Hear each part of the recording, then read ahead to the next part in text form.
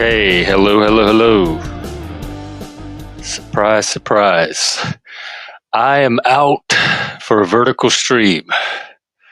Um, let's see if I can sync this up with my browser version. Haven't done this in a while. I took a big long nap today and I just woke up and I am wide awake. So it's the perfect night to stream. Daniel Barry, hello. Wow, you're like always out. Good to see you. Let me figure out. Hang on, I gotta drop the link and do a little bit of editing here. I guess I'm here, but I'll be fully with you in just a moment. I wish YouTube would. There's certain video defaults that it doesn't save, so every time I go live, I have to go in and tweak them. And of course, I have to put the link. So let me figure out how to do that. That I can get from StreamYard. All right, invite guest. Where did the video go?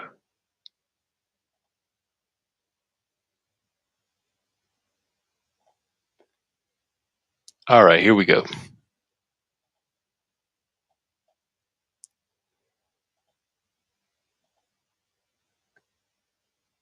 Okay, the link is up. The panel's open. These are just open panels. I stream during the day every day, 4 p.m. Eastern, 1 p.m. Pacific. And then I go live in the evenings every now and then when I can. And I do those as verticals. And so that's what this is. And I'm working off of my phone. So it's a little different experience for me. Okay, I think I'm up now. Looks like it. So let's see. It's been a while since I looked at news and tweets and all of that. So let me start there. I haven't looked at the news all day. The drones are still flying over New Jersey and other states, I hear. I have no idea what that's about. I don't even have speculation. I don't even know how much interest I have in it. It's probably individual people playing with their drones, or I don't know. I don't really have an alternative theory. I don't know why it would be something military over New Jersey.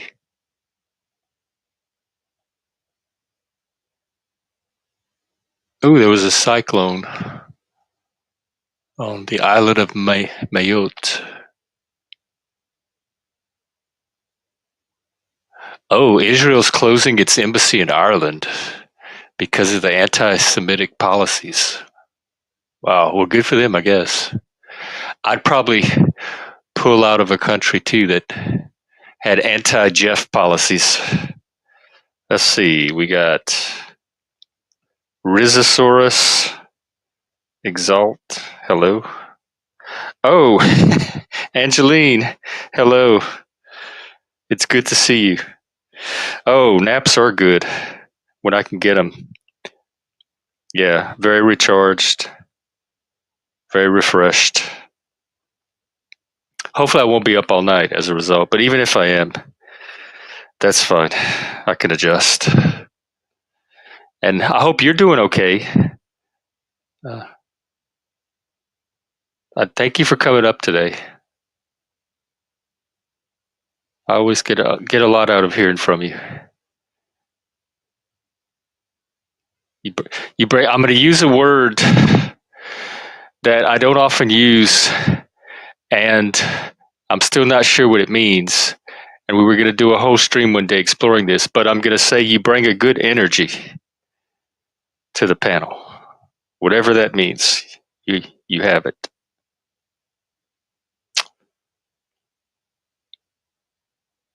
Let's see.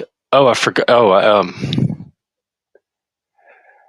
I forgot. When I go vertical, I usually get a big initial bump in viewership. So it's probably all the new people streaming through there.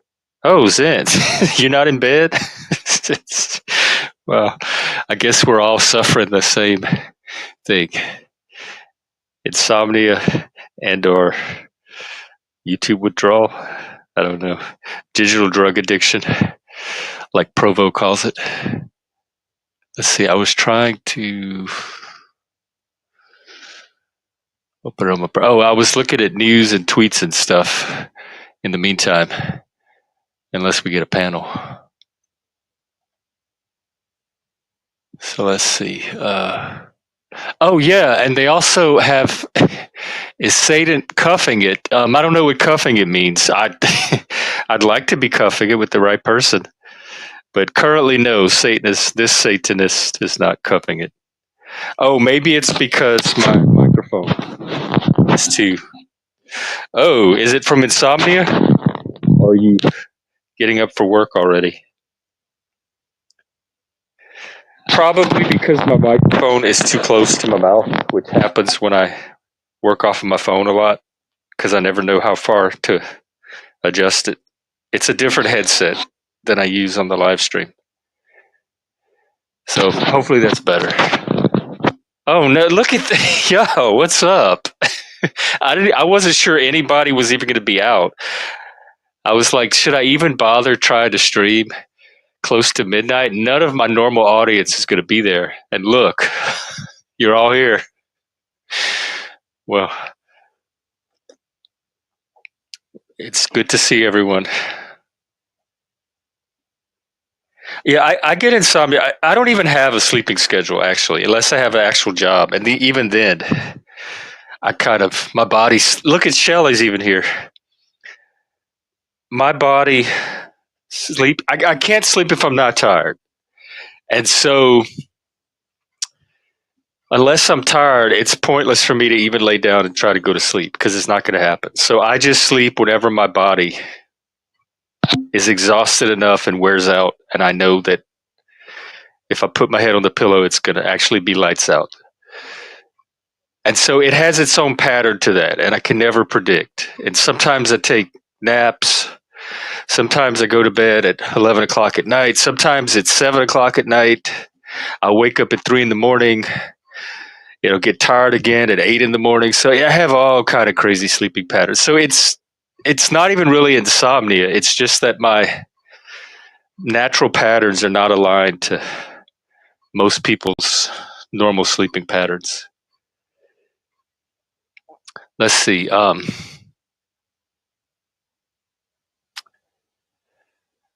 Well, thank you. I try to bring an energy to conversations. The thing about me I've learned with conversations is I don't hold back. I don't bend for the sake of harmony. So if a topic's important to me, I'm not going to back down from it just to make somebody feel better or just to calm their feelings down or anything like that. I'm like emotions for me. A person told me one time that I'm very compartmentalized. My emotions are separate from the conversation itself, so they're not gonna. I'm not going to change what I'm doing with the conversation because I'm having a particular emotion, and I'm not going to let other people's emotions change what I do with the conversation. And for a lot, and I think that's a minority. For a lot of people, their emotions kind of correlate with how they have the conversation, and it's. I think that's more the norm. So it's me that's the outlier there, and I don't know how to adjust to that norm. Luke, you can try to tell us anything as long as it's not YouTube unfriendly. Then I'll have to delete it. Like if you're going to troll or spam or say something ugly. But other than that, yeah, this is you're free to share. The vertical format is. I don't know. I kind of like it. It's a different. Cute, Luke. It's a different kind of a different experience than sitting in front of a laptop, like seeing everything on camera right up to my face. Oh, you can't. Are you on your phone, Helena, or the browser? What I've heard from different people using doing it from their phone is it's different for like different. It's dependent on your device. It's a different experience for everybody. Like even on mine, when I go vertical, it puts people's comments at the top. And some people tell me it puts their comments at the bottom. So I don't even know what makes the difference there. So when it comes to vertical, I guess just prepare for anything because depending on your device, it could alter how it appears on your end. And let's see if I can scroll up. Yeah, I can scroll up, but the comments work differently than they do on YouTube. And I do try to share the comments that stand out or that seem important to the conversation. And so if you can't see all the comments, I'll try to share the ones that I think are the most relevant. I started doing vertical because for several reasons, people that have been using it have been seeing an increase in numbers, and I'm doing the opposite. I want to have this conversation with Joe one day of how a YouTube channel is like a stock, because the numbers do go up and down like stocks do. But we talk a lot about things we can control and things we can't control. I don't worry about subscriber numbers really, because that's one thing I can't control. I can't. There's no way to know who's unsubscribing, why they're unsubscribing. So chasing all the reasons you're losing subscribers just seems like a vain and futile task. So I don't even worry about it. But I do notice the subscriber numbers have been dropping slightly lately. And on vertical, people tend to get a bump because it draws in. There's a whole side of YouTube that it's like TikTok. They swipe through the different vertical streams. And so if you put your stream in that vertical, like carousel or whatever, however YouTube does it, I don't know how it works. You reach a whole new audience that is not watching YouTube from their browser. And so initially when I start to stream, I'll get like, I don't know, like 10 or 12 people will show up all at once the minute I go live. And then they'll eventually, that number will go down because I guess they're swiping away if it's not the content that they were looking for or that they thought it would be.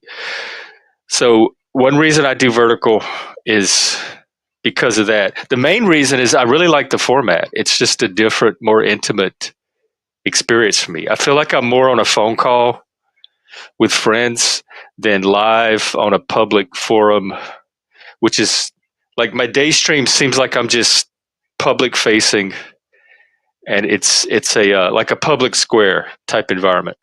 And this seems more like a conversation between friends, between just the community and the audience. And it's all subjective, but I think without the camera and the horizontal big like laptop wide screen and everything, it just changes the experiment for me. Oh, no, I don't even think I have the ability to delete subscribers. Unless maybe, you know what? I just thought of something. If I block people or ban them or whatever, in YouTube, what actually happens is it puts them on a hide list and it hides their comments in chat so that even if they type, nobody can see that they're here or what they're saying. I wonder if that also removes them as a subscriber, like blocks them from subscribing to the channel, because that could explain the drop too. I might be dropping my own numbers, but I don't delete any subscribers at all. I have no idea who is subscribed to my channel or not. It's mostly anonymous. Every now and then, depending on how someone has their settings, I'll get a little notification that so-and-so subscribed to your channel, like Angeline Joy just subscribe to your channel. But that is very, very rare. And then the other reason I go vertical is because YouTube has this new system of like super chat feature called Jewels, Jewels. In fact, I want to try it out. Membership gifting? No. How does this? Where's this Jewel stuff? And it's this new, like, you buy something called Jewels and you buy them in batches, and then you can spend them during live streams to give gifts. It's like little cartoon pictures or stuff. And each jewel that somebody spends on my channel is worth 1 penny. So if someone spends 100 jewels, I get $1, or I get 70 cents, and YouTube gets 30% of that.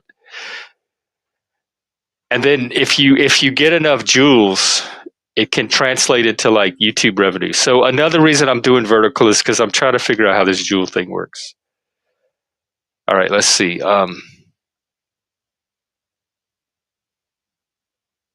Oh,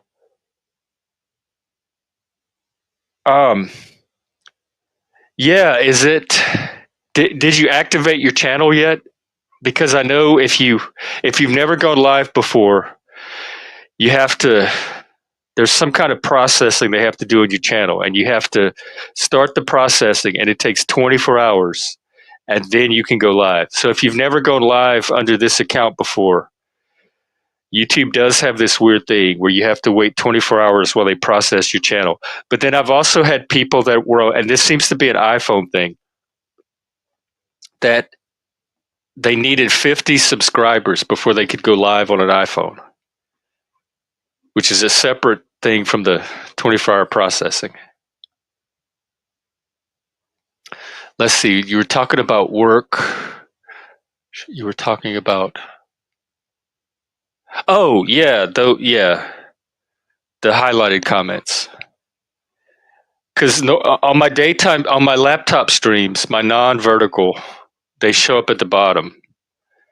But on the vertical streams off from the phone, when I highlight a comment, it puts it at the top.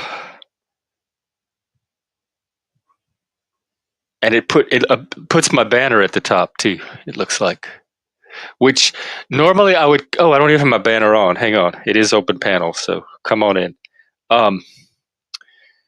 Normally I would squawk and complain.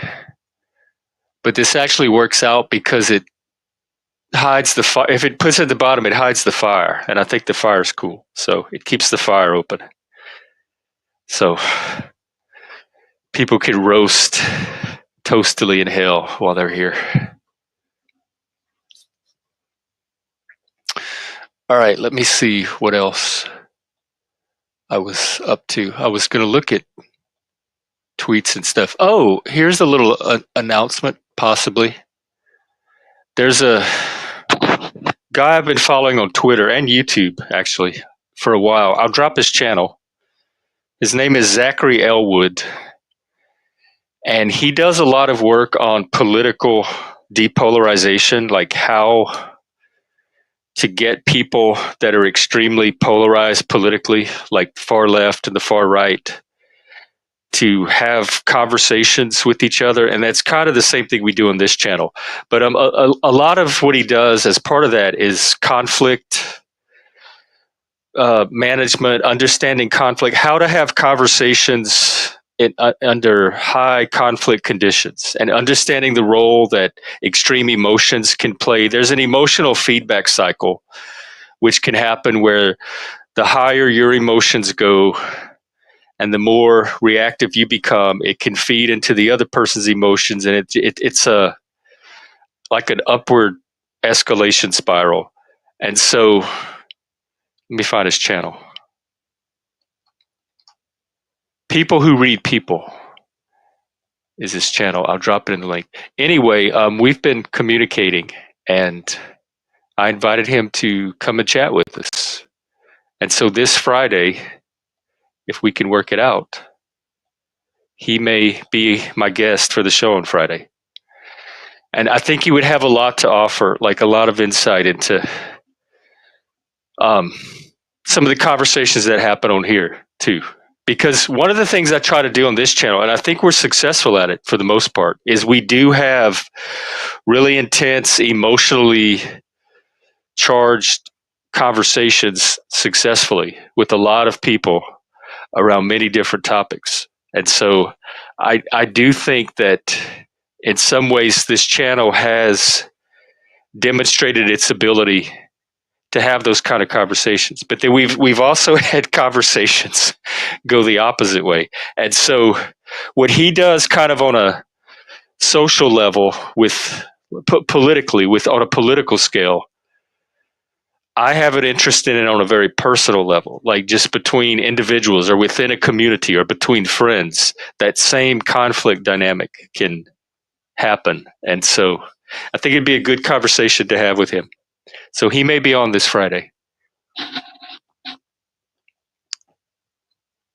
He wrote a book called Defusing, let's see, Defusing American Anger or something. I'm reading it right now. Oh, I'll put his Substack too. Yeah, Defusing American Anger, on how to have these conversations. And he also has a Substack I'll post.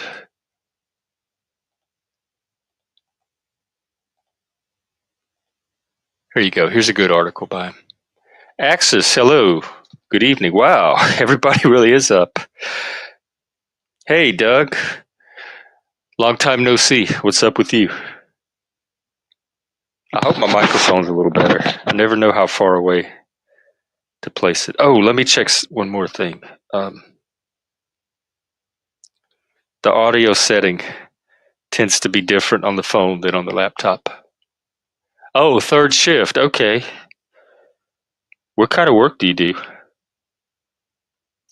I'm looking for work myself. I'm kind of excited about it, actually. One thing it doesn't look like it. I woke up at the right time. I woke up, I looked at the clock, it was 11 something, and I said, you know what? I have my whole night ahead of me. Tonight might be a good night to stream, but damn, I don't really know. I don't think anybody's going to be out. I'll try it as an experiment, but I'm not expecting a big audience. Or if I do get an audience, it's going to be a different audience than my usual audience. But no, the gang's all here. Oh yeah, I get it. My partner used to work third shift graveyard, and our whole home life was built around that schedule. He'd come home in the mornings, and we'd have dinner, we'd have our evening meal before he went to sleep. He'd wake up at night and have his breakfast before going off to work. Oh yeah, Helena, do you have a channel? I don't know if I'm subscribed to Helena. I'm definitely subbed to Angeline. Oh, yeah, the cat. Okay, I just subbed. And Helena tried to come up today too, and our connection unfortunately didn't let her. But hopefully one day we'll get to talk to Helena too. Let me make sure I do have Angeline's. This might be a new channel. No, I'm not subscribed. This is a new channel, or new to me. Okay, there you go, Angeline. I just subscribed to you too.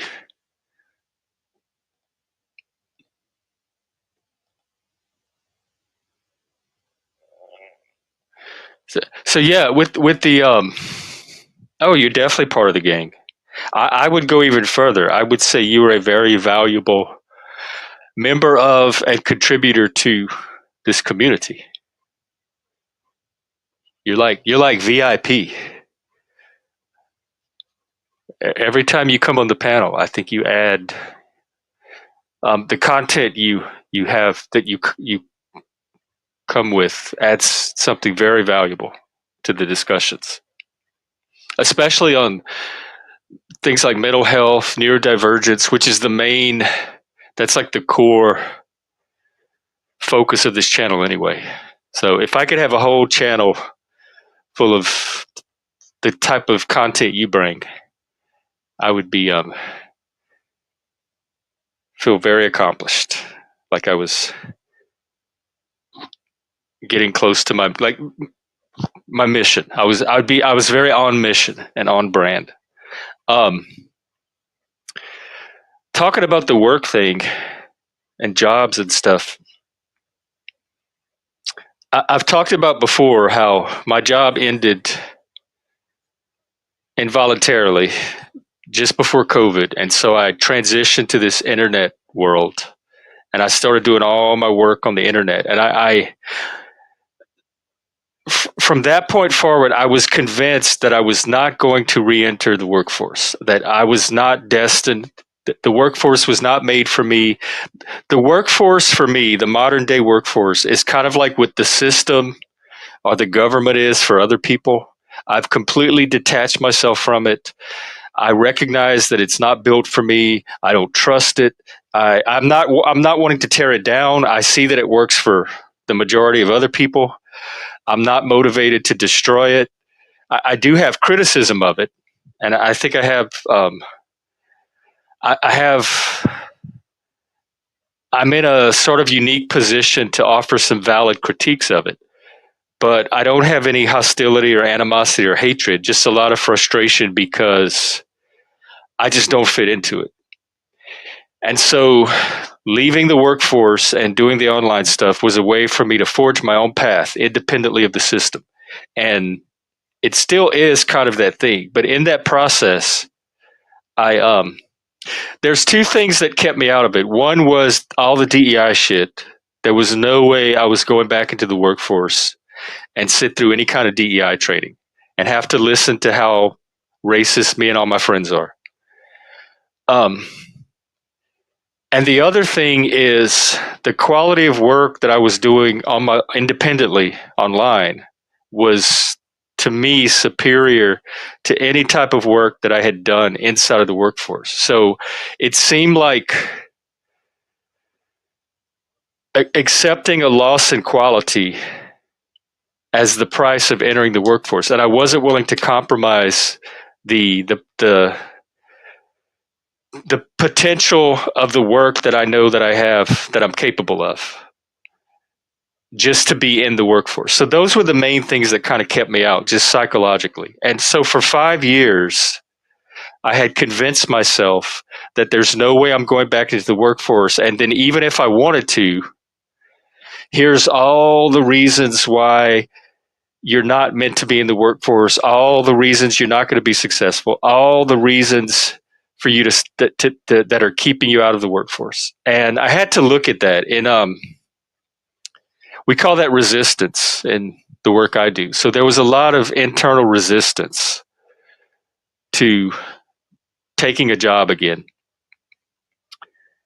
But through circumstances, I kind of got forced into it. And so I had to face that resistance, and I had to look at it and find ways to overcome it. And what I realized very quickly was that it was all, the resistance was a result of my mindset or my attitude towards the workforce, not towards work itself. I have no I love to work. I have no problem working. I love being part of a team. I love making progress toward goals. I love contributing constructively towards some kind of community effort that everybody benefits from. So a job meets all of those requirements for me.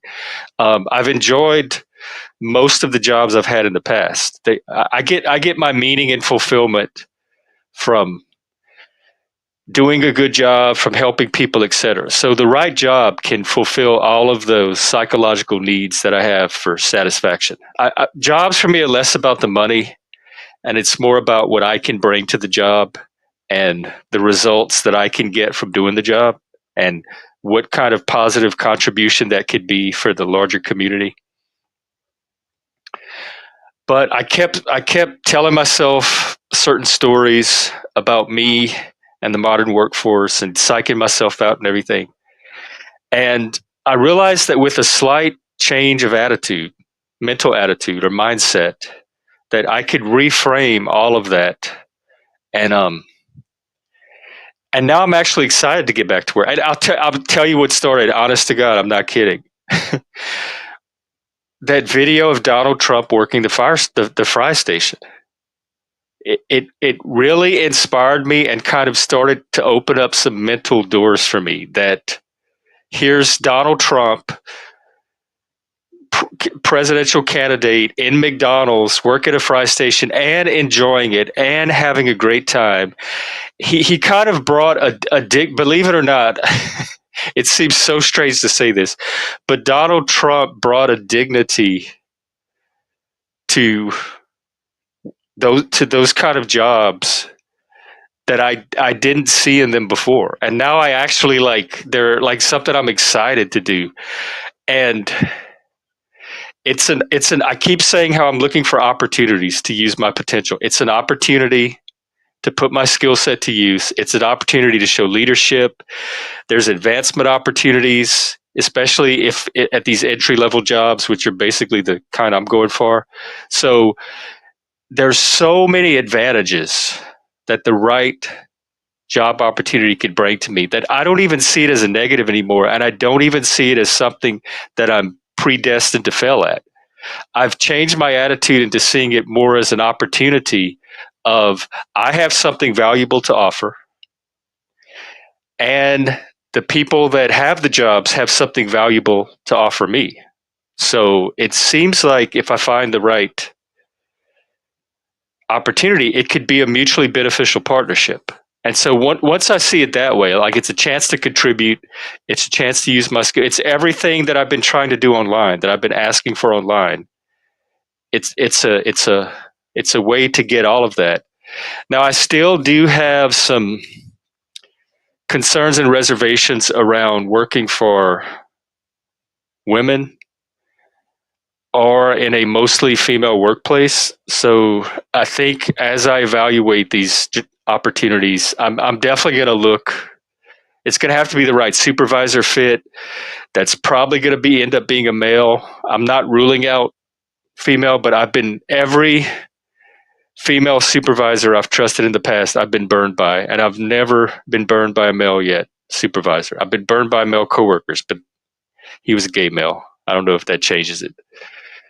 And I would like at least some male coworkers in the workplace to balance out. If it's too big of a female male ratio, um, I think ultimately that's going to work against me. So there are still some concerns around gender dynamics, but it's not the same type of concerns that I had around just the larger workforce in general. And you got to remember, when I think of the workforce in my imagination, because of my last 10 years of working here in Seattle, my associations of the workforce is in a heavily female dominated environment. It's not like construction sites, it's medical offices, mental health settings. They're like 90 something percent female. The supervisors are mostly female. There's very few male coworkers or male people in upper management. And so it's just it's like this place dominated by Karens and the Karen mentality. So it's like me, the lone autistic male, in a world full of Karens and highly anxious, highly agreeable females that are more concerned with how the people around them are feeling than if the work gets done and the quality of the work getting done. And so that's kind of my image of the modern workforce. That's my stereotype of it. But I think the type of jobs I've been applying for are less like the jobs, the work settings that I'm coming from.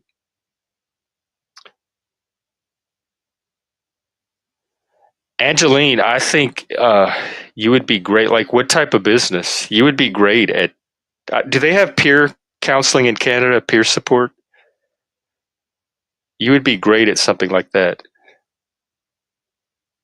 You have a lot of wisdom to bring to that field.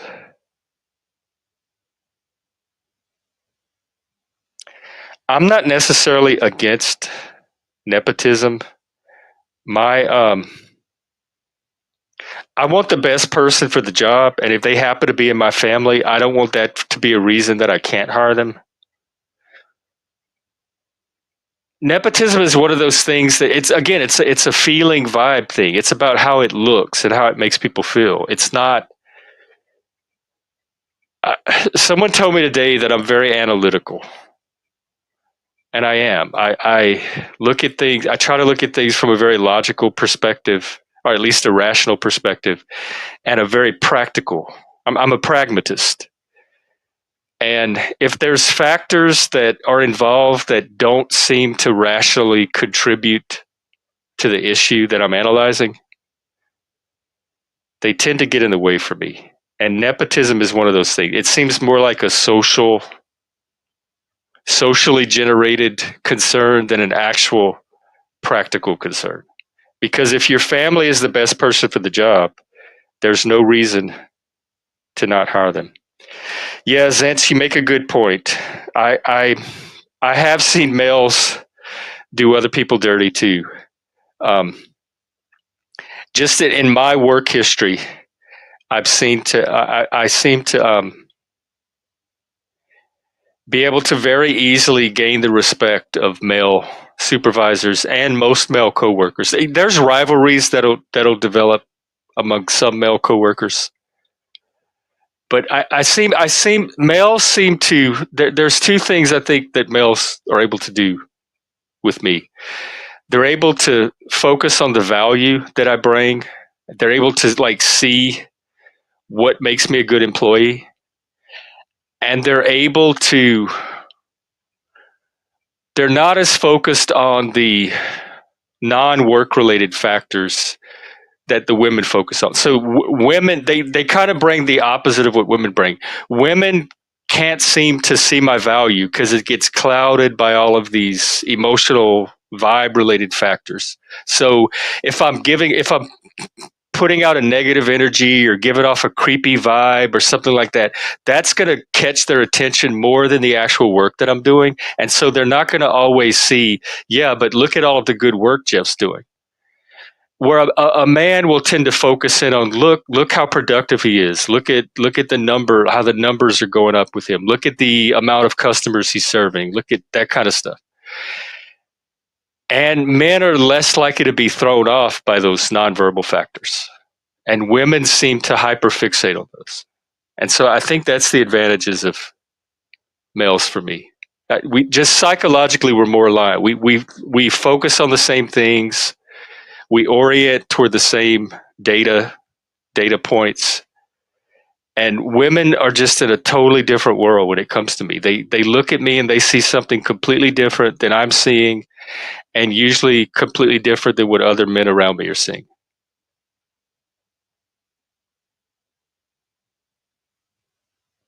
Oh, that's a good point, Elena. Yeah, if it's a family business that they can.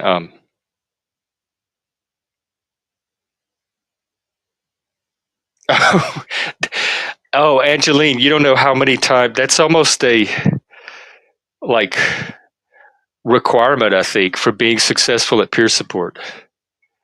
Because most peers I know, and me too, growing up, I was that person that everybody called, everybody went to when they had a problem. I was the weird kid that didn't have a lot of friends, and nobody really went out of their way to talk to. But when they had a problem, I was also the person whose phone was ringing off the hook. So it's like, I don't know what to do. I'm in psychological distress. I know I'll call the weird kid that I normally wouldn't talk to at any other time. I was both of those roles. And growing up, my friends were my peer support. And so I had this whole network of people that I could call when I was having a problem, and they could call me when they were having a problem. So it just, in my mind, it just seemed like we were all mutually helping and supporting each other. When I look back, I realized that I was doing it probably way more than I was using it for myself. But I had I didn't have a horrible upbringing, but I had adversity just like any other teenager, I think. And I went through some. kind of rough times here and there, and I had friends around me that got me through it. So I I I benefited from receiving that from other people as well. It wasn't as completely one-sided as I might be making it sound. I would not be where I am today without the support that I was able to get from all of my friends and family members. That's one reason I think I'm so community oriented today is because my whole life is a testament to the benefit of community. I wouldn't be where I am today without the number. If somebody asked me, we talk about tips for success, and I don't consider myself successful to begin with, so I don't think I have business giving anybody tips. But if there is one tip I could give, or one, if somebody asked me today, what is the one thing that contributed to your success more than any other factor, I would say it's the people around me. Not anything about my own self, but the people around me, the support I was able to get from the people around me, the mentorship, all of that. Without having the right people around me at the right time, nothing about my own abilities, I think, would have made a difference. I think my innate resiliency helped, and I think my natural curiosity and like problem drive to problem solve helped. But I think those things alone would not have ultimately got me where I am without the right community support from the right people at the right time. So I think if my number one ingredient, without which the cake would not have been baked without it, is the community support. And so that's why I don't give up. Like, well, that's not true. There are some people I do write off as pretty hopeless, but for the most part, whatever situation somebody's in,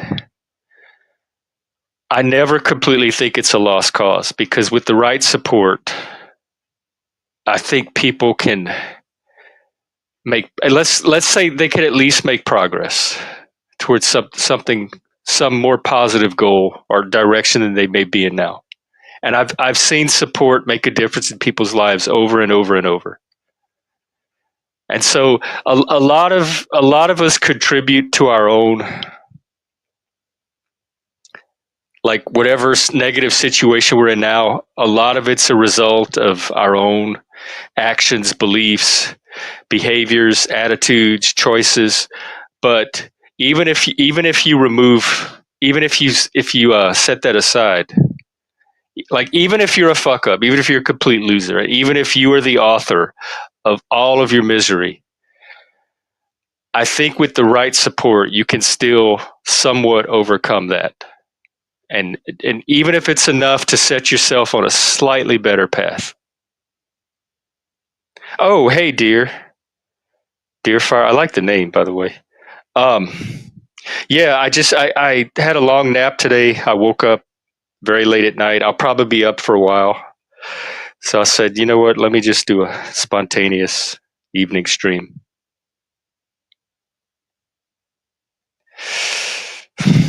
I'm going to be nice. This is me. Look, this is me being nice. Y'all are watching it right now.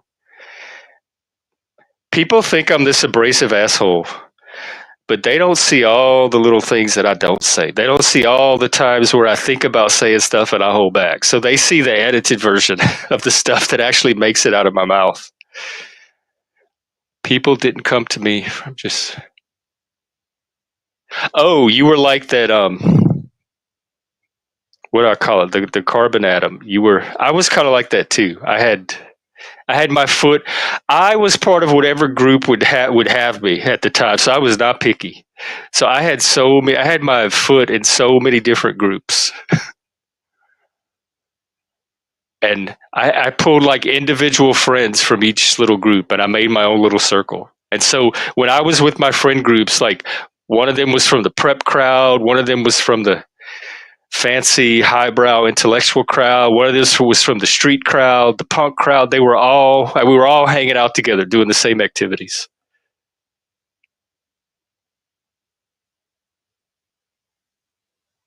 Yeah, Angeline. You are effigy. You are. Just it's. I'm kind of halfway making a joke. It's just it's coming from you. It's weird. It's just hitting me that way because and you've admitted this before. I don't think I'm saying anything that you yourself wouldn't agree with, but you've admitted how adversarial and contentious you can yourself be at times. But hey, you continue to stay in the fight, so I admire that. Angeline, this is like my gospel. I've said over and over and over. Out of there's very little that I can do about my body and my brain and my nervous system and all of that stuff. I have very little control over my physical, uh, like my physical being, over the biological genetic part of a problem. I can change diet a little bit, exercise, that kind of stuff, but I can't really change a lot about my body. The one thing I have way more control over that I can change is my environment. I can control who I spend my time around. I can control the social settings that I put myself in. I can take myself out of negative environments. I can get rid of negative influences, people that are impacting me in a negative way. That I have way more control over. And so when I'm looking at what I can change to improve a situation, it's almost always going to be something in the environment more than something about myself and my body. And body to me includes things like emotions, cognitive processing, social awareness, like how you come across, your social deportment, all of that. Because ultimately that's rooted in the body, especially for neurodivergent people. Neurotypical people, I think, have a little more plasticity around that. I got through taking that job class last week, and we did a little bit of how the brain works. So we watched some YouTube videos on the brain, and in fact, they were really good. I should try to find the link and share it. And we learned a lot about neuroplasticity and how people's brains are way more neuroplastic and adaptable and changeable than we realize. But I don't know how true that is for certain forms of neurodivergent, because with autism, one of the features that keeps showing up over and over is this concept they call rigidity. You hear a lot of people, I've been told that by a lot of people. I've worked with people that have it. We get more locked in, I think, to certain belief patterns, ways of thinking, and I think it's less easy for us to change that as fluidly as neurotypicals seem to do. And so I think when you're working with neurodivergence, a lot of those entrenched habits or ways of thinking are maybe a little less flexible and neuroplastic than neurotypicals, which that sounds like a strength of being neurotypical, that you do have that flexibility and that mutability. We talked about being a chameleon earlier, and to me, that seems like an advantage for people that can do it. I don't have that ability, and so for me, it's a lot easier to just, this is who I am. I have one setting. It's stuck on this setting. I just need to find where this setting causes the least amount of problems and is actually a strength. And so for me, it's all about looking for the right environments, niche building, more than trying to change anything about myself. Let's see. What environments, who impacts you in a positive way? Well, I can tell you for the last 5 years, most of my social interactions have been virtual. They've been online people. So it's people from a distance that I interact with through video, through Discord, sometimes through Zoom calls or telephone calls. I do have a small local network that I talk to periodically, again, mostly by telephone. So I'd say, like, most immediately, those people affect me in a positive way. I have my peer mentor, the lady that trained me in peer counseling, and we're still in touch to this day. We talk weekly, and she's been a very valuable friend, a mentor. She gets me. She understands my struggles. She understands this culture and like how I don't fit in and uh, the things about me and my personality and my values that are not completely compatible with the way they do things up here. So she's very understanding and she's very supportive. Yes, absolutely. Shelby, hey, good to see you. Beverly, yes. In fact, she came on stream one day. I think one of our Christmas streams.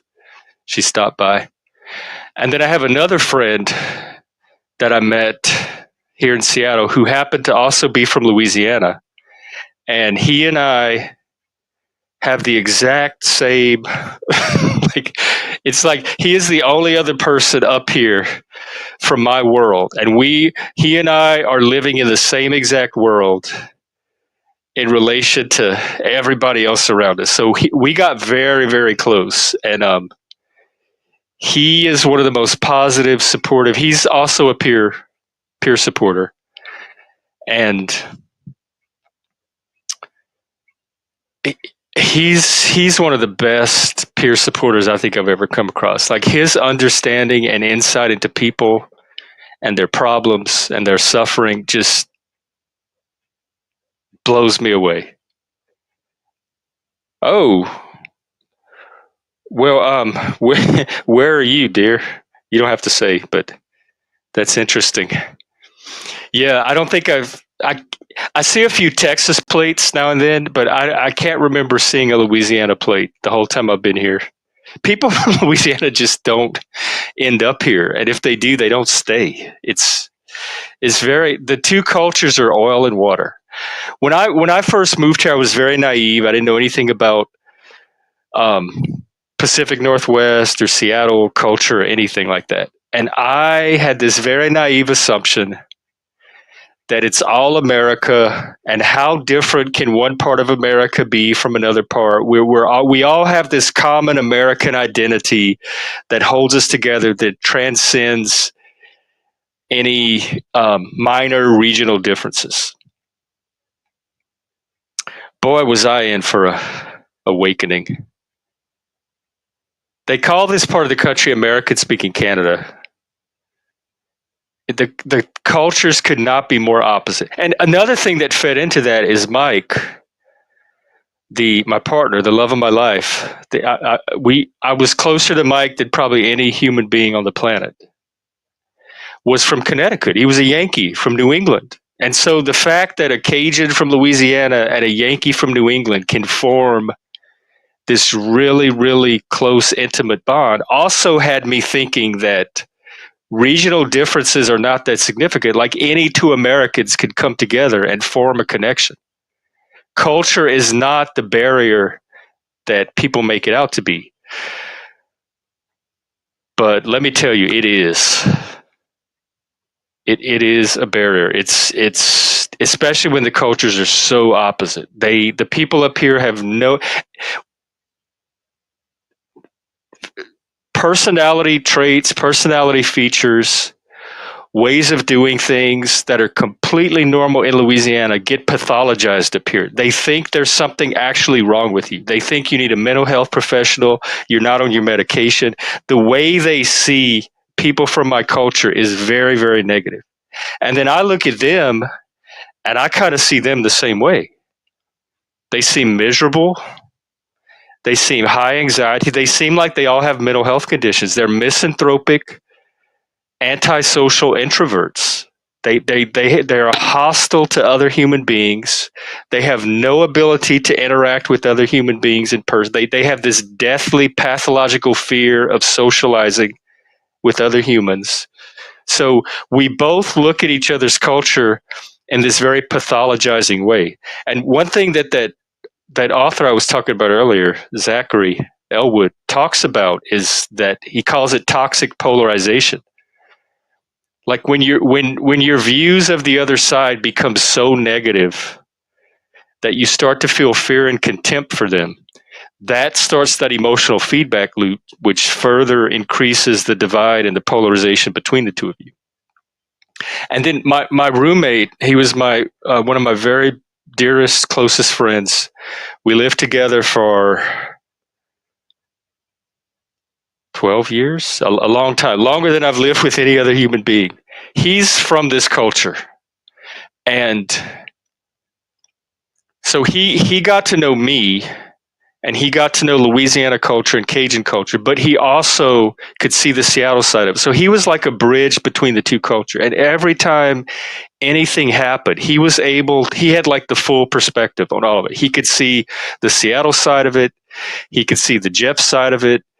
He could see where the Seattle people were off. He could see where I was off. And so he had the most balanced, like, mediating perspective between both of the cultures. But that was very, very rare to find someone with the ability to do that. And I think one thing that allowed him to acquire that is he was a very, very good listener. He was an empathetic, very caring listener. So he took the time to listen to me and my side of it. He understood how the Seattle people worked and their side of it. And so I think through that deep, deep listening that he was able to do, he was able to come to this very unique perspective that kind of synthesized that divide between the two cultures. But he's one of the few people I've met that can seem to do that. So when you have that kind of cultural polarization, I've tried on my end to understand their side of it. And I do know one thing I kind of a little bit came to understand. It's still not intuitive to me, and it's still weird.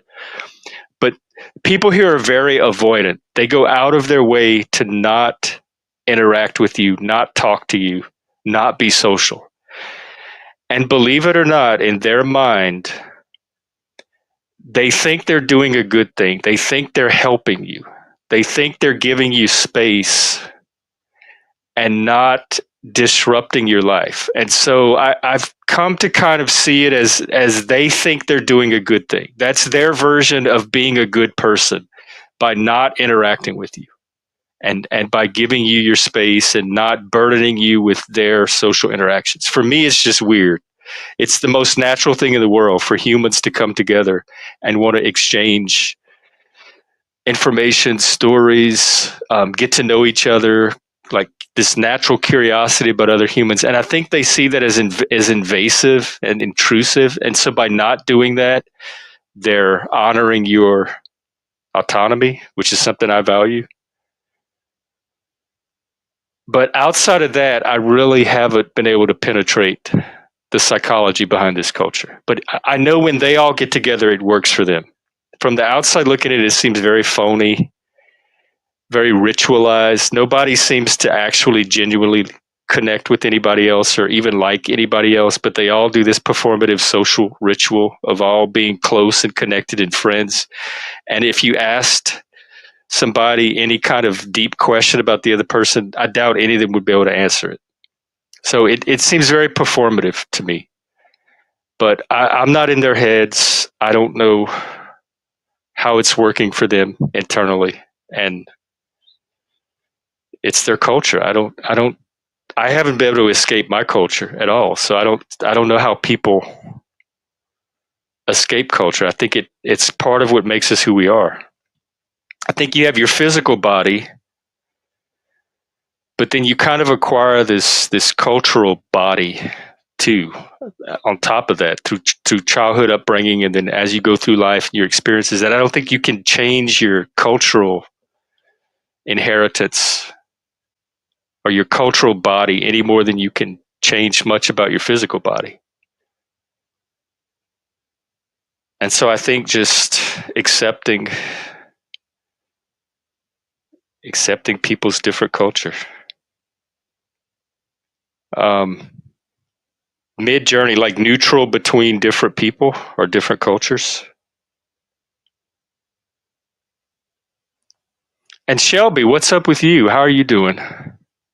Shelby's another good friend that people asked who affects me positively. Shelby's one of those people. She's from the peer community here in Washington State. We know each other in person. And she's also been a very positive, supportive person, a friend. I would call her a friend. I have a great admiration and respect for Shelby.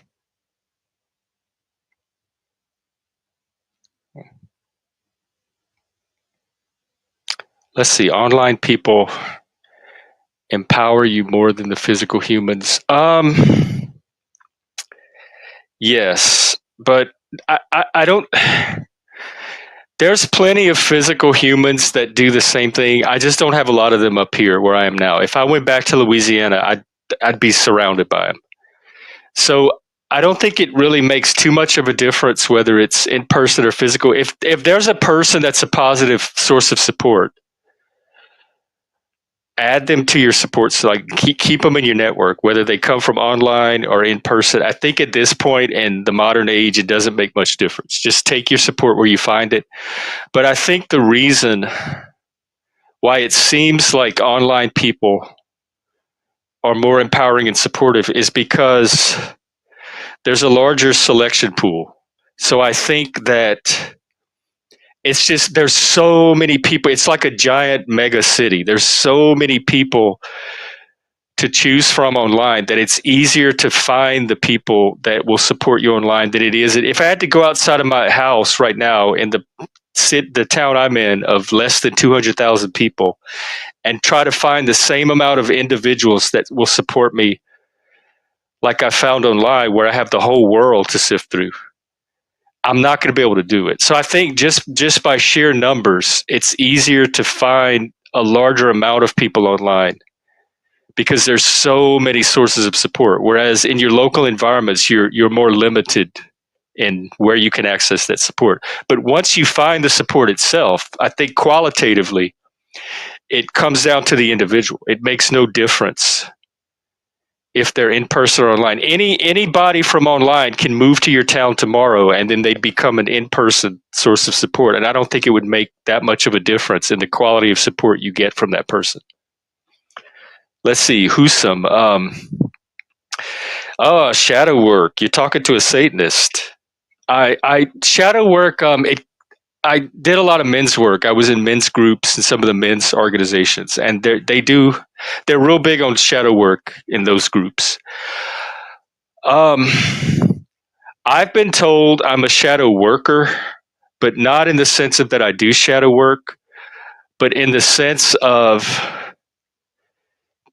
people project their shadow onto me and I don't do anything to stop them from doing that.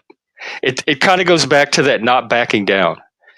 And so people have to, when they're interacting with me, they have to face those parts of themselves that they're projecting onto me that most other people would kind of modify the effects of somehow.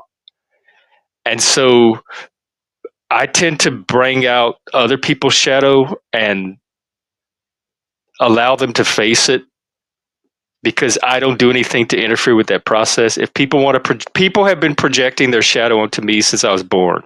My mom did it. My family did it.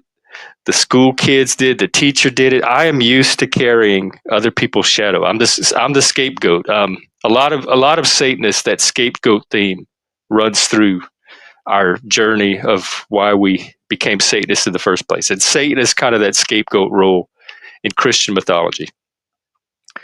So as the scapegoat, I'm used to having other people's shadow projected onto me. And so I'm very aware because when people are projecting their shit onto you and you know who you are and you know you're not that, then you can tell right away it's coming from them. So I can tell the parts of me that are me and the parts of me that are coming from other people that they are mistaking for me. And so I can see like the dividing line between where their shadow begins and where their shadow ends and I begin as a person. But to them it looks like I'm all of that. And so and I don't do anything about it. If somebody's projecting their shadow onto me, I'm just going to continue to allow them to do that because I understand how that process works. and they're just going to have to face their shadow through me, with me as kind of the proxy for their shadow. And so I've been called a shadow worker in that context.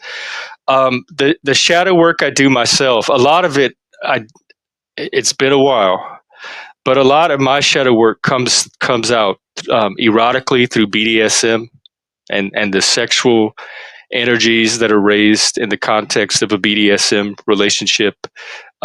You work with a lot of intense, kind of dark energies. And so that's where a lot of my personal shadow work comes from. But as far as I call it my demon, I definitely have a demon. People bring it out of me.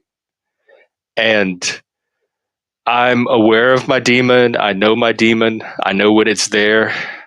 I know when it's not there, when it's being held at bay. Um, I don't have to constantly take it on all the time. I can take it on just enough when I need to get what I need out of it, but I don't play with it too much. I don't feed it. I don't spend any more time with it than I have to. I try to manage it, keep it under control. I try to minimize the impact it has on others around me. But I'm very aware of the shadow part of myself, and there are still dark corners to myself that are hidden even from me that I probably almost don't even want to know about. I think we all have those. So I don't go peek into the darkness any more than I have to. I assume the worst about myself. I'm as bad as anybody else. I'm as bad as they come. I'm but then sometimes I look at other people and think, oh my God, I thought I was bad. I'm not even close to where that person is. Let's see, your uncle was Vicen. Oh wow. Yeah, Louisiana doesn't have a lot going for it economically, but the two things it has going for it, like nowhere else in the country that I've ever seen, are the food and the people. That those are the two reasons to go to Louisiana. The people down there are like no people I've ever seen. They're very community oriented, people oriented. They genuinely take an interest in it and care about people, and they're very giving and sharing of themselves as well. I haven't seen people like that anywhere else. There's just something really special about the people down there, good and bad. They also have their kind of shadow side, and then the food. My God, uh, you're probably never going to get consistently good food outside of New Orleans like you get in that town. They really know how to work a palate. And so almost every restaurant, like you don't even survive as a restaurant in New Orleans if you're not cooking to a very high standard of taste, and not necessarily fancy. Some of the best food in New Orleans comes out of the little local, like, neighborhood markets, like grocery stores. There's people that come during the day and cook plate lunches and sell plate lunches out of the back of some rundown old neighborhood grocery store that's some of the most mouth-watering stuff you ever put in your mouth. So I'm not even talking about the fancy restaurants necessarily. Just if the food's not good, it's not going to survive down there. And so it sets a very high baseline for food quality, for the taste of food down there. Um, that's interesting. I don't know if I make a deal with my bad wolf, because A, I don't know if the bad wolf is going to listen or honor a deal, and B, I don't know if it's good to negotiate with the bad. It's more like when the bad wolf is bad, there's consequences. I don't play around with it. It's going to do what it does, and when it crosses the boundaries I have set for it, then consequences kick in. And maybe some of it's innate, but I've always like I've kind of always been a good kid. I was not a bad child. I was a mischievous child, and I was constantly in trouble just through sheer social ineptitude. Like I always found myself in situations where I was getting fussed at or disrupting things for other people without realizing, like not intending to. I was just so socially clueless that I kept finding myself in those situations. But I don't like to hurt people. In fact, I feel very bad. One of the worst feelings in the world is when I know that I'm responsible for somebody else's pain and misery, unless it's intentional. If I don't care about you, or if you've irritated me enough, I don't care how much pain and misery I'm responsible for at that point. But if I don't mean to cause you pain and misery, and I inadvertently end up doing it, I feel terrible inside. Like it eats at me inside like nothing else. I hate that feeling.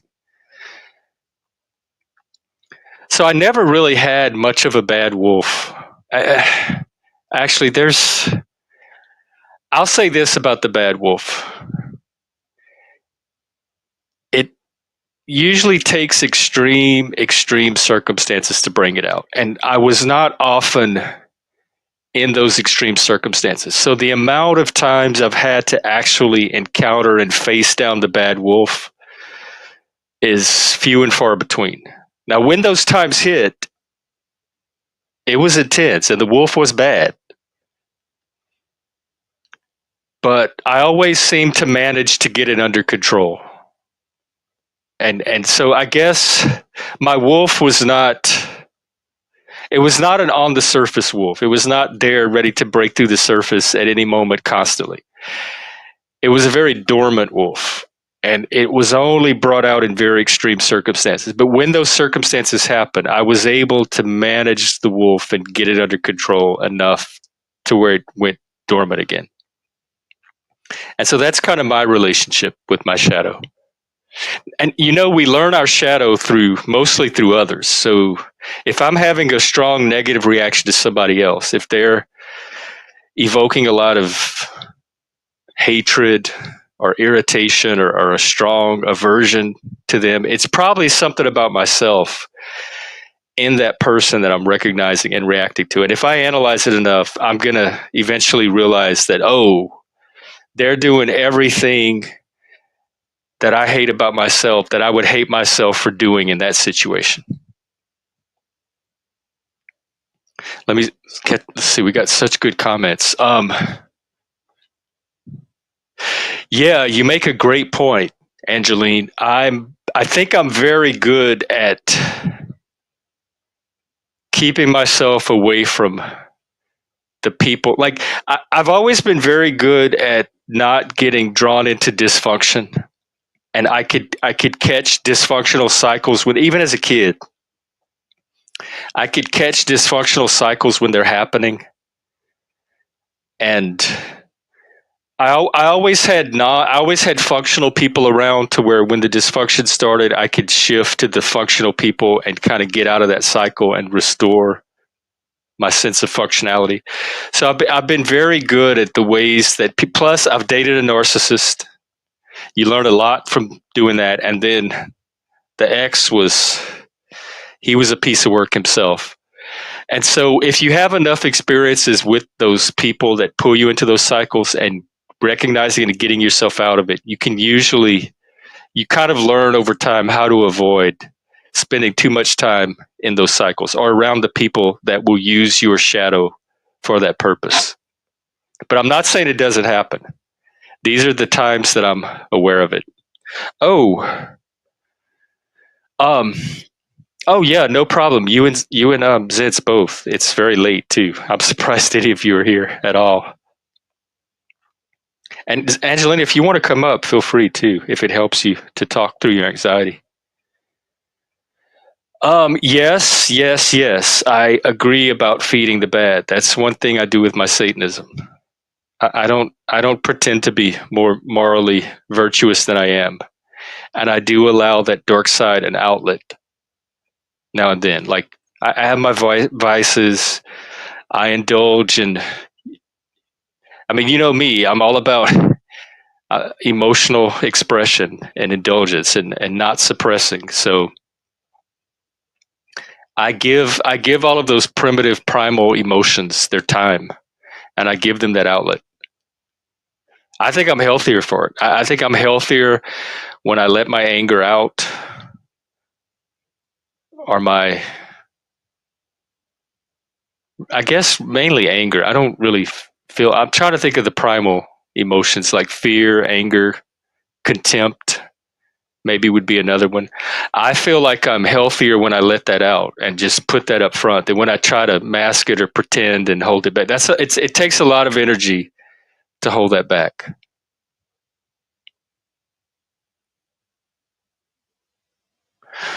Oh wow, Shelby, that sounds so cool. Wow, what time period was that? Like what decade? Angeline is she is very wise. She is one of our wise ones. Some of us acquired our wisdom through experience, and some of that experience came at a very early age.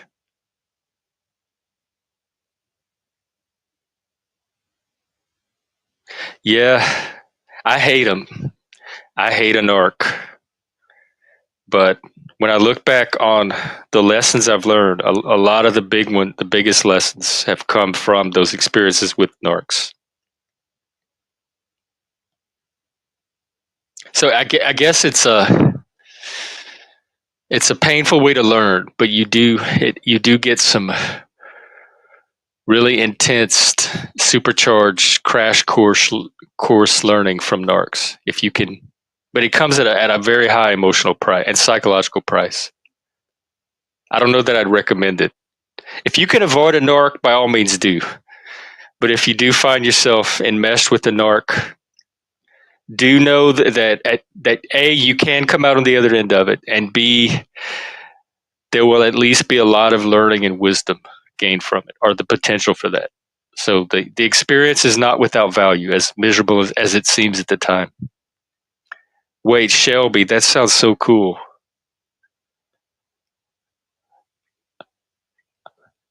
As a teenager, yeah, I think New Orleans for me was my most magical as a teenager too. That was the big city we used to get away to and escape to. That's where all the cool kids were. They listened to all the cool music, all the punks and the alternative kids were there. There weren't a lot of them in my town at all. So like all the music I was listening to when I went to New Orleans, I could actually see those people in person. That was part of the culture that I was absorbing through the music. I guess that's true for any urban area. When you're a teenager, that's like the mecca that you set off to. Yes, avoidant. I am the avoidant, not so much attachment style. I don't, avoidant attachment people usually don't do well with me. That we don't like, I don't waste a lot of time on getting them to attach, and they don't spend a lot of energy trying to attach to me. We kind of recognize that we're not compatible. But one thing I do have a lot of experience with up here is the conflict avoidant style. There's a conflict style that's very avoidant, where they avoid conflict, they avoid facing issues, they avoid confrontation, they try to appease, like they'll change their own self and behavior in order to minimize conflict. So they kind of present a false self in the process. I have a lot of experience with that avoidant conflict style. And boy, are they difficult for me. I don't do well with avoidant people because my whole method is to confront the problem and come out on the other side of it. And you can't even get them to the initial stage of confronting the problem, much less we, the coming out on the other side part. And so conflict avoidant people are very frustrating for me. Attachment avoidant people are less so because, like I said, very early on, like we don't even make the initial connection to where there's that big of a loss from not being able to attach. I kind of just let them be them and they let me be me. Axis, you too. Good to see you. I'm glad you're out there. Oh my God, I've gone almost an hour and a half. I had no idea. I didn't realize. Well, we didn't get a panel, but I sure talked a lot. I hope some of it was useful. Um, I guess I'll wind it down and get my night started. And thanks for hanging out. It was great seeing everybody. This was a very nice surprise to see all the regulars hanging out at this hour. Um, yeah, I do. There's the avoidant. You talking about like the childhood, like secure, anxious. There's one that's kind of a combination, anxious, avoidant. Um, yeah, I know about attachment, like childhood attachment theory, and it's kind of like how you bond with your primary caregiver when you're an infant. And I had a pretty secure attachment style, and isn't one of them ambivalent. Um, as far as providing like primary needs, I had a secure attachment style with my mom, but emotionally, we had a very ambivalent style. But I always had other people around me to fill in. So I got a lot of positive attachment to people outside of my mom. Like my grandmother and I had very healthy attachment to her. And I had very secure attachment even to my negative parental figures, as when it came to like just primary needs, feeding, clothing, that kind of stuff. So the physical needs, I had very secure attachment all the way around. And then the emotion and psychological needs, I had enough positive attachment around where it didn't necessarily all have to come from my mom.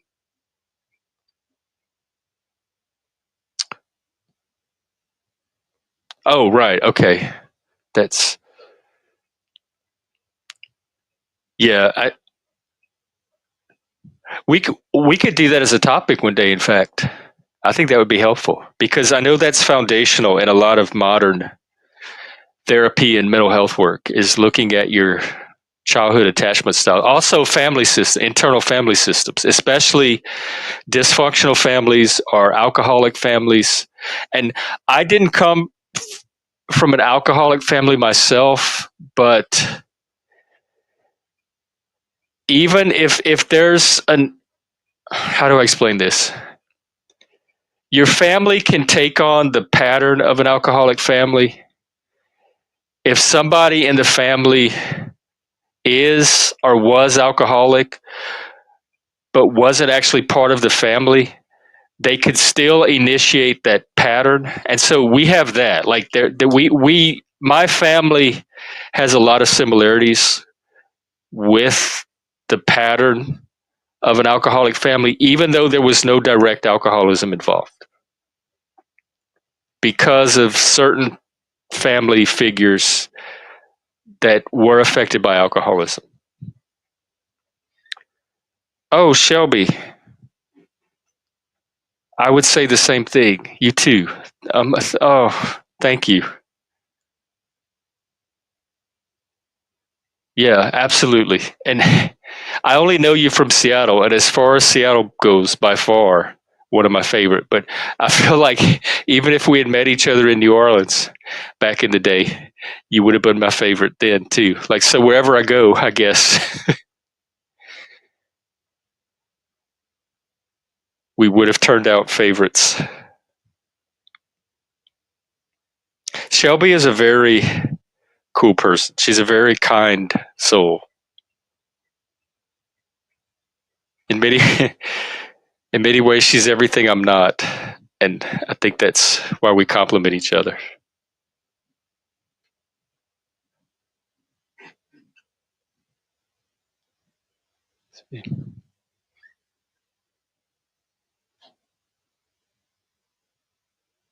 Yeah, Angeline, that's I think that's the best way to learn. I think books can teach us some things, but I think learning from most of my learning has been direct experience from people. And then even when I'm reading the book, I have my experience base to draw on to relate it to what I'm reading, so that I'm not just absorbing some abstract account from a book.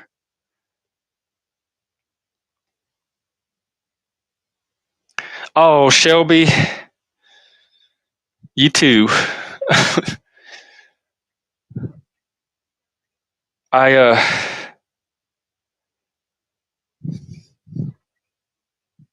thank you. I hate to say this, and I don't want to. I don't want to end on a sappy note, but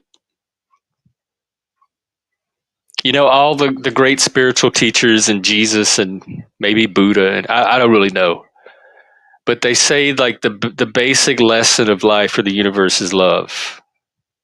Like love is when you strip everything away and get to the core center of meaning and purpose. That's what you come to. And I used to be way more loving than I am, and I've been burned. It only takes, I don't want to say so many times, it only takes one or two times with the wrong people to be really, really burned in a very damaging way. But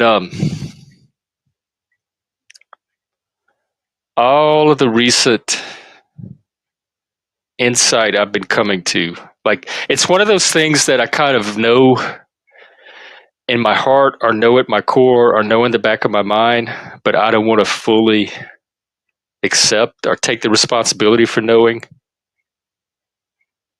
because I feel so inadequate when it comes to that. But I think I think love. I, I'm going to sound like Jack Talcott right now, but I think the dude has a point. I think as an ideal, as an if you can pull it off, if you can find that love in yourself and find a way to feel it for others and give it to others, I think that is a powerful thing. I think that is a good thing. I was much better at it earlier than I am now.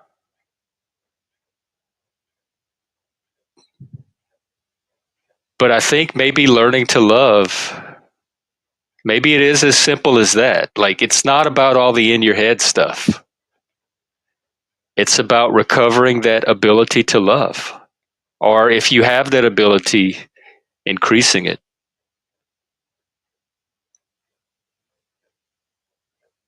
And also, I guess, respecting it enough to direct it wisely and not at the people that are going to damage that ability. So, like, making healthy choices about what we do with that love. But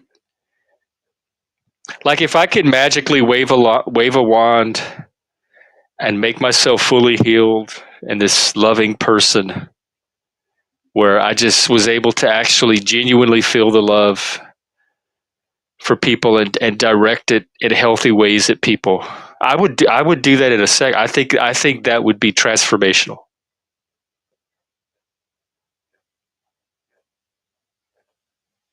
Um, I get little glimpses. There's little like stirrings of it in me, and little glimpses of that here and there. And I think that's okay for now. I think at least as long as that's happening, it's something I can work toward or strive toward or set for myself. But I still think I have a lot of work to do to get there, and it doesn't feel completely, genuinely, authentically, naturally me right now. But to the extent that I'm able to love, I think it is a good thing to do, and I think it is the right thing to do, and not in a hokey, hippy dippy way either. That's why they say love is the answer, and if we could just love everybody, what a wonderful place the world would be, etc. And I think they're right. The part I don't think that gets emphasized is how incredibly arduous and difficult and almost impossible and unrealistic of a goal that is. But as a goal, as a solution, I don't think they're wrong. I just think it's such a high, far off, lofty goal that we don't make a lot of progress on it. We substitute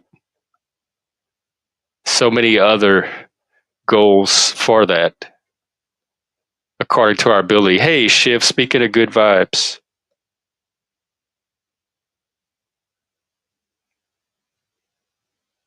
I do care. I care more than I want to care.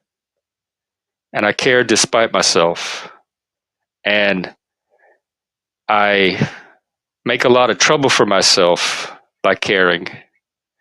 But I don't know how to turn that caring off. I personally think I'd be in a better position as a person. I'd be a lot um, I don't know if I'd be in a better place. I think I'd be in a more stable place psychologically if I could moderate the amount that I care and care less. But I don't know how to do that.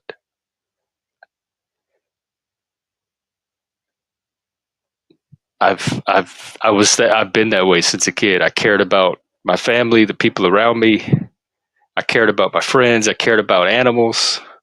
I cared about pets. It's just I pour myself into whatever catches my affections. I do it with books and movies and music and people and things. If something's drawing emotion, any kind of emotional investment out of me, I don't know how to minimize that. I don't know how to not pour as much of myself into that. That's how I learn. That's how I interface with the world. Like that's my mode. I don't know any other way to be. And so,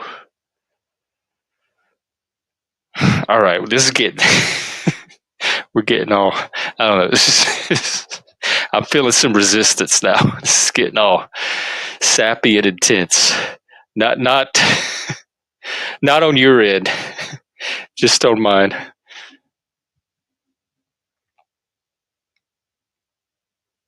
Yeah, Angeline, that makes total perfect sense. Like that self protection mode. I'm definitely in that and have gone through that. Oh, hey, Ricardo. Yeah, shift operating from the heart. It's a very numb heart, and it's been damaged, but I still operate from it. It might help. I think fear, not fear like you're scared of something, but risk. Like it's there's a risk involved every time. And I remember somebody when I lost Mike, the friends around me got to see grief live in action, profound grief. And I had a friend tell me one time, he said, "This is why I don't get attached to people because it comes with a price." And I remember telling him, I said, "Yes, it does. There's always a risk, but it's worth it. I would pay that risk every single time for the benefit that you get from that kind of deep love for another human being." that the risk to me was worth the gain. And for him, it wasn't. It was too big of a risk, and he didn't have a lot of experience for what comes with that risk. But when I took the risk, I wasn't really fully aware of what the risk actually was. So I kind of could take the risk because I hadn't tasted the consequences of the risk. But after losing that love, then I realized what the risk was, but I also had experience then of everything I had gained from it. So I could weigh the risk against that. And it wasn't even a contest. I would do it again a hundred times over. Every single time. I would make that same choice every single time. If somebody told me if I could go back in time and tell myself all the pain I would avoid for myself by not taking the risk, none of it would stop me from taking that risk every single time, at least with that one person. And so, yes, there's a risk, but the benefit, just like I think like human intelligence and the human mind and creativity and reason and all of that is like one of the most amazing things about humans. I think whatever love is, whatever that ability we have, we're like a cooperative species, a social animal, etc. Whatever the highest form of that is, I think that's just as amazing a part of ourselves as our mental ability and our creativity and our ingenuity and all of that. I think that's also one of the heights of being human. So it's a very rare thing that we have as humans in this universe to experience. And so um, to me, the risk is worth it. I think it's just being, like Joe says, with risk management, there's intelligent risk, and then there's less intelligent risk. And I think it's just being intelligent about the risk.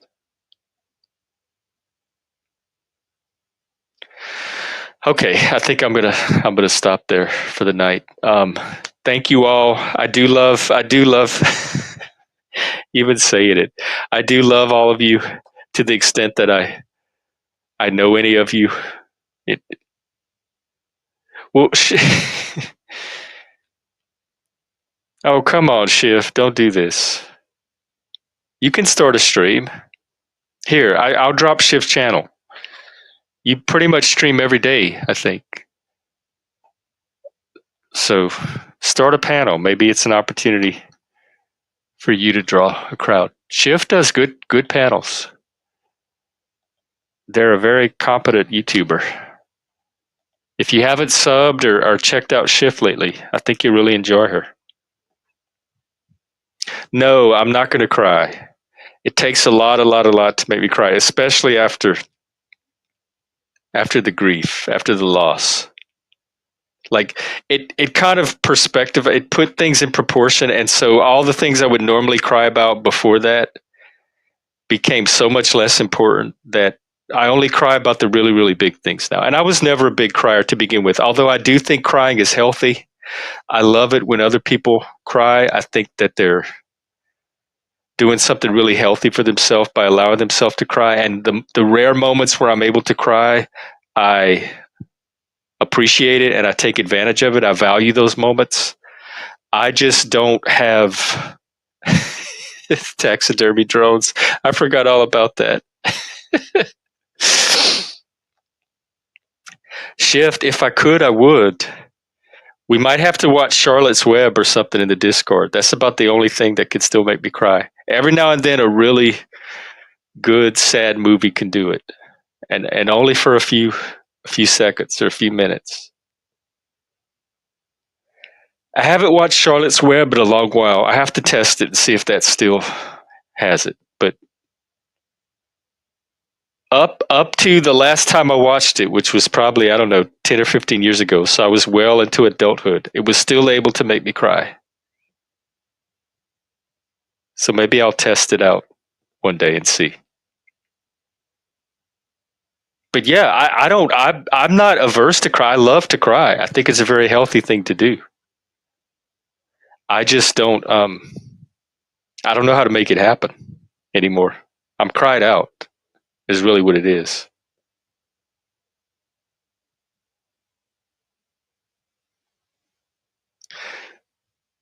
Shift. You talking about you're going to go live now? Can you quiz me from the chat room so I don't have to go on the panel? Or do you want to save it for when we can actually do a panel? I'm not the liquid terminator. I proved it to you that day. I showed you the photograph. I'm a real life human. Human is. I don't know. I've always told people I was an alien, but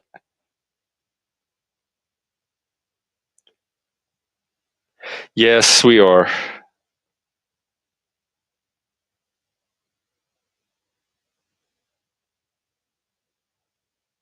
Oh, you know what? I've never actually seen The Land Before Time.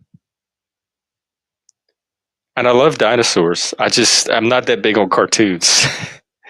Charlotte's Web's one of the few. It got me early. That's the thing. It got me. They used to run it on TV every year as a kid, and I would bawl. The first time I watched it, I didn't know it was coming. And it was a fun cartoon. It had a dancing, singing pig and all these cool farm animals. I remember the old goose. That was Endora from Bewitched was the goose. And then they had the rat, Templeton, who was Paul Lynde, and he's hilarious. So the characters as a kid were very lively and engaging. And so when the tragedy hits at the end, it's a cannonball to the chest. And so it got me early. And that's why it got like deeply programmed into my brain. And I think that's why that one cartoon works. But like even Bambi, I didn't even cry at Bambi, and I feel like I should have. I mean, come on, Antler Boy. All right, shift. So are you going live? I guess I can. Can I do it vertical where I don't have to go on cam? I could just stay here on the phone and do it. Nope, I didn't see All Dogs Go to Heaven either. I just Charlotte's Web, Old Yeller, which I never really. Um, I kind of avoided that one as a kid too because of the sad. But because it was live action, it didn't have the same. Like it was just about people and their dog. Okay. Well, if you go live and I don't have to cam up, I'll drop in for a few minutes. I can do that. What I'll do is I'll end this and then you can either send me the link or I'll keep an eye on your channel. And when I see you go live, do you post the link? Will it be in the chat? And then I'll hop on and you can have your way with me for a few minutes. I don't do this for everybody, Shift. It's very rare that I go on other panels lately. All right. Just don't police me though. If you start to police me or Karen me, the deal's off.